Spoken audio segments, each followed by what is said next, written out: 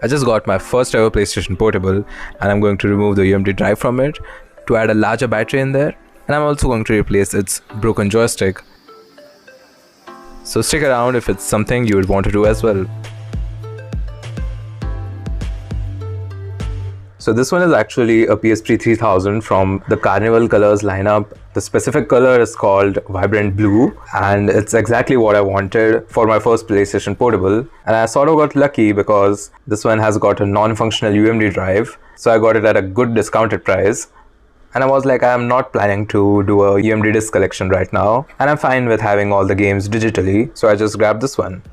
The seller included an aftermarket battery, which obviously comes from China. And the thing is, these stickers most often lie and they are not the capacity that it's written over there. So I had planned to just use the BMS from it and plug in a bigger 3000 or 4000 mAh battery, which nearly doubles or triples the battery life of a new PSP battery. The disassembly of this is actually pretty straightforward. There are a few screws in the back, a couple on the top, and one at the bottom.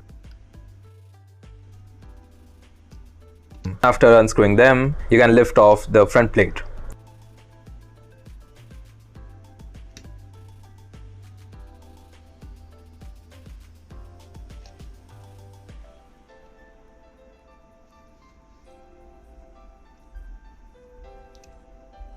Now while disassembling the LCD, you need to be very careful because the flex cables that connect it to the PCB are very fragile and will tend to break if they are bent. So do be careful while doing that.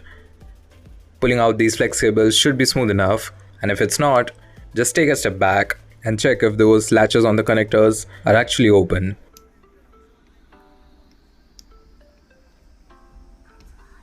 And just don't bend the flex cables to the left or right.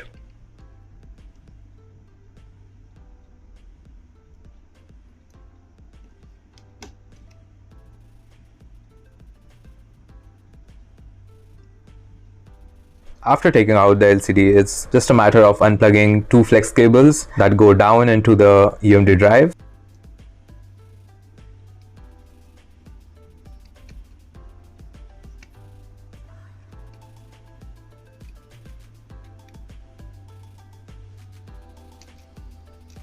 And that essentially plugs out the UMD drive completely. You would also need to remove the UMD door because there are two screws on the UMD drive itself. And for that you need to remove this white piece of plastic first, and then the spring that actually snaps the UMD door open and close.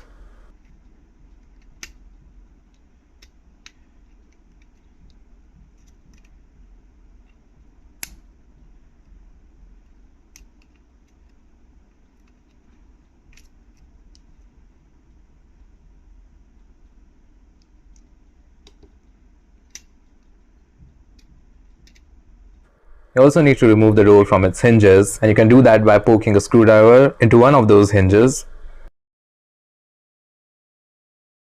I also sort of bended the body a little by holding the PSP using these three fingers, and that should just make the UMD door pop out.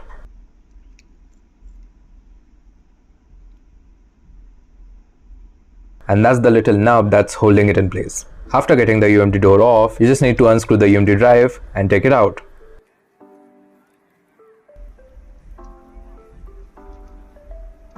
The UMD bay modification is complete at this point.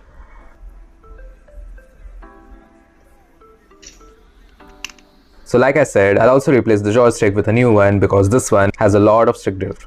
It is sort of tricky because the flex cable is bending behind the PCB.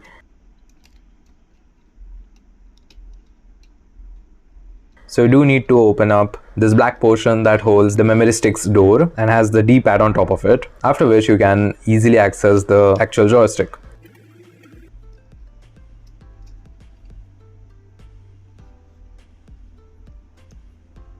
The cap just pops right off.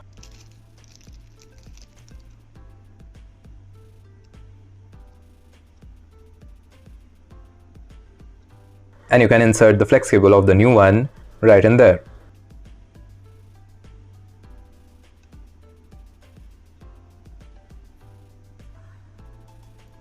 Just plug it back in, push the flex cable beneath the PCB and sort of tuck it in there.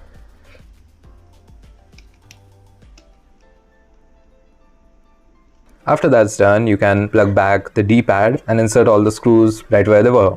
Now we don't really need to place back the spring and the small white plastic piece, but I did place them back anyways because I like it to snap. I'm also going to remove this metal piece because it's no longer needed and will get in the way of the bigger lithium battery.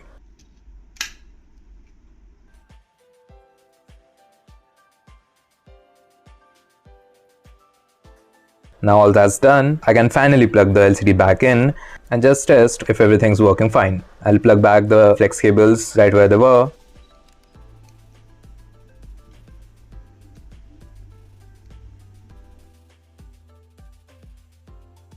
Insert back the memory stick and try to power it on.